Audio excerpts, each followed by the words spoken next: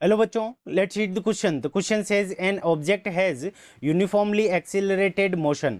The object always slow down before the time when its velocity becomes zero.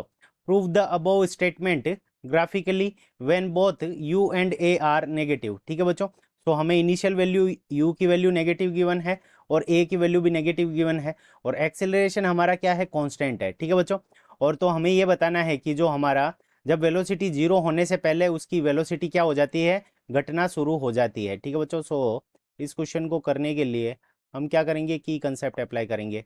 सो की concept, अब की concept के अंदर हम क्या देखेंगे कि अब हमें क्या निकालना है, वीटी ग्राफ बनाना पड़ेगा इसको ग्राफिकली सोल्व करने के लिए।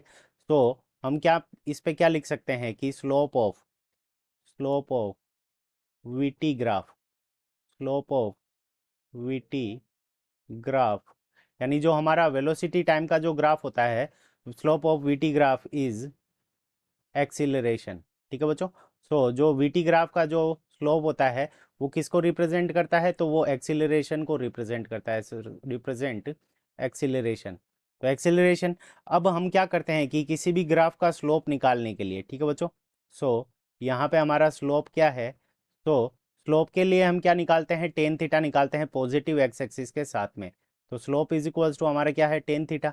अब यहाँ पे हमें स्लोप है ए, एक्सीलरेशन स्लोप है, और ये क्या दे रखी है, नेगेटिव गिवन है। ठीक है बच्चों, सो टेन थीटा की वैल्यू नेगेटिव गिवन है।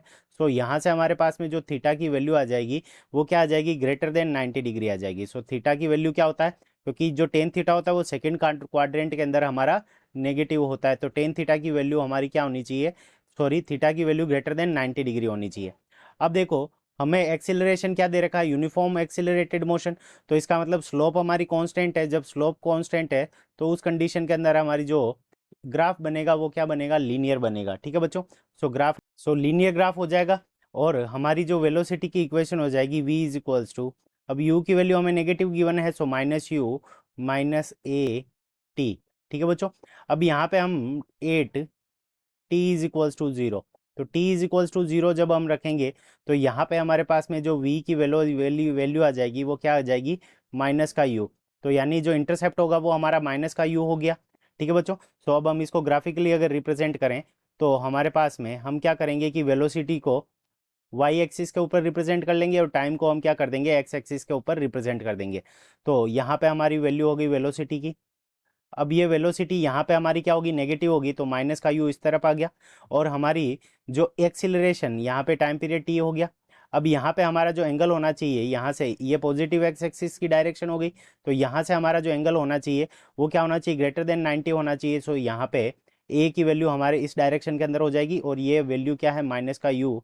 सो हमारे पास में ये जब इसको हम आगे की तरफ देखेंगे, ठीक है बच्चों, तो अब देखो इसकी वेलोसिटी कब जीरो होगी, तो इस ग्राफ को हम क्या करना पड़ेगा, आगे पीछे की तरफ एक्सटेंड करना पड़ेगा।